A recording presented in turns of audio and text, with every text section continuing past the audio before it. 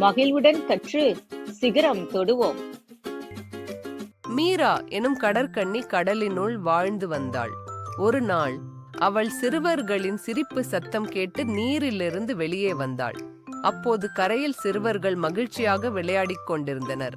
மீரா சிறுவர்களின் குறும்புத்தனத்தை ரசித்துக் கொண்டிருந்தாள். அந்த நேரத்தில் ஒரு பெரிய அலை வந்து சிறுவர்களின் விளையாட்டுப் பொருட்களை கடலினுள் இழுத்துச் சென்றது. அந்த சிறுவர்கள் அழத் தொடங்கினர். அதனை பார்த்த மீரா சிறுவர்களின் விளையாட்டுப் பொருட்களை மீட்டுக் கொடுத்தாள். சிறுவர்கள் மீராவிற்கு நன்றி கூறி அவளுடன் நண்பர்களாகினர். தினமும் மீராவை சந்திக்க கடற்கரைக்கு வருவர். மீராவுடன் விளையாடி மகிழ்வர். மீராவும் அந்த சிறுவர்களின் வருகைக்காக தினமும் காத்திருப்பாள்.